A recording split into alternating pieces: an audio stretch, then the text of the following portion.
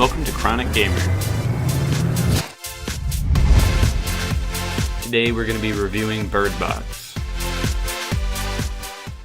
So I watched Bird Box about a week ago, and I really liked the movie enough to do this stupid little blindfold thing, and it's actually kind of making me realize how much I use my sight, even for something like making a video like this. I'm only talking right now, but it's weird not being able to see anything. Anyways, let's jump into this review. The narrative was pretty good. It wasn't super spectacular. There were no major twists or turns in the story that really got me. They give it away at the beginning that she's by herself with those kids, so you know every other person you see is either going to go a different direction or they're gonna die, so it wasn't really too shocking to see them all go. I see a lot of people compare it to A Quiet Place. I definitely think that's a valid assumption to make because it is pretty similar. There are definitely some key differences that make each unique, but the fact that this movie followed A Quiet Place definitely doesn't really help it. The whole concept of not being able to look at anything because you might see the creature and you'll end up having to kill yourself, or you'll just go crazy and make other people try to see the creature and either die or go crazy too. Like, it was just a really fucked scenario. And A Quiet Place was just as screwed up, not being able to make any kind of noise whatsoever, but each posed very difficult challenges, so I don't really mind that they're kind of similar. I did enjoy seeing the character of Mallory go from not being able to make any kind of connections with new people to finally accepting her children at the end. While it was a somewhat predictable path, I thought it was a rather engaging one. It's something I wasn't really expecting for the movie. And Sandra Bullock is a great actress. She really killed it pretty much again and again throughout the movie. I have so much I want you to see, okay? But we have to do it together, okay? The characters were decently written, but at the same time, since you know they're all gonna die or be written out some way, somehow, you don't really form that much of an attachment to any of them. It's just the shock of how violent or gruesome their deaths are that really sells it, but in terms of an impactful character, none of them were really that impactful aside from Tom. He was definitely like the heart and soul of the movie.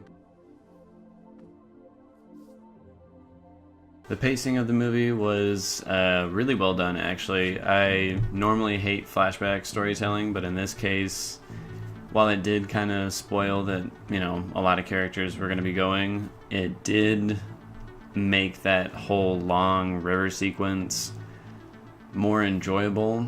I feel like if they did play all that out in one long go, it just would have felt really dragged out and boring, and it would have been like this huge segment of the movie where they're just on a river, whereas the rest of the movie has all like these other different settings and scenarios going on. It just would have been a weird pacing thing, so I'm glad they actually chopped that up throughout the movie. One thing I actually really liked about the storytelling in this was that there were consequences to everybody's actions.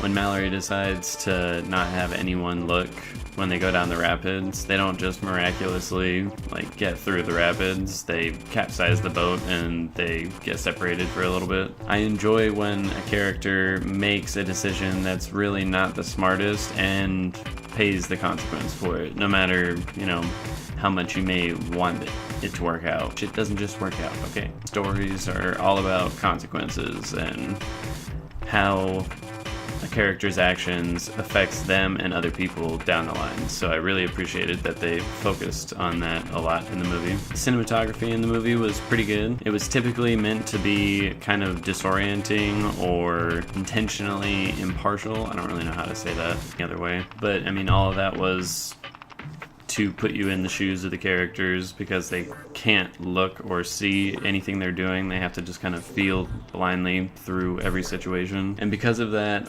holy shit, the tension in this movie was fucking ridiculous. Even though you know Mallory has to get through certain situations and other characters may or may not get through certain situations, like, you're so on the edge of your seat during certain moments just because the characters can't fucking look. For me, I think the first scene in the movie that really got me like that was when Mallory was on the river and there was one of the crazy people who runs up and tries to take off her blindfold. She has to fumble around for a machete and blindly hack at him, and luckily like gets him in the neck and is able to row the boat away. But it was just so intense. Like, I was so worried for her character at that point, especially since that's one of the present day sequences and you're not 100% if she or the kids are going to get out of that situation, since that's just the current story going on. They really set the stakes high in the movie early on, knowing that anybody could go at any moment. Even if you look at an image on a computer screen of whatever the thing is, it'll still have the same effect. Like, it was pretty dire. The whole situation was super fucked. So to see them like 6 years later and completely adapted to the situation and it's still super fucked up, like, it was pretty cool. I enjoyed that type of apocalypse setting. It was very interesting. I'm not really sure whether or not I like they don't see the creatures at all in the movie. On one hand, I was really looking forward to the reveal, but on the other hand, I could have been very easily disappointed with like whatever they chose. And I feel like they knew that too, so rather than show us something that some people might like and a lot of other people don't, they just didn't show you whatsoever. And that again also puts you in the shoes of the characters. Like, if you survive, you never see it, you never look whatsoever. So it makes sense that we wouldn't see it. I was just kind of hoping we would. They used CGI very sparingly in the movie, and it was a wise choice because the few moments that it was there, it was actually really well done. The music and score of the movie was fantastic. Really increased the tension in certain scenes, and it also had the right emotional cues in others. Like, it was just really well done.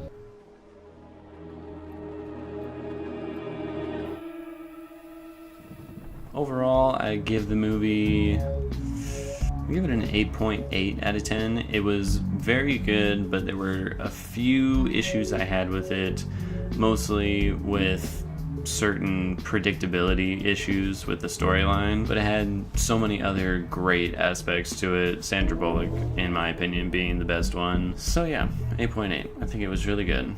Not perfect, but really good. And that's about everything I want to say.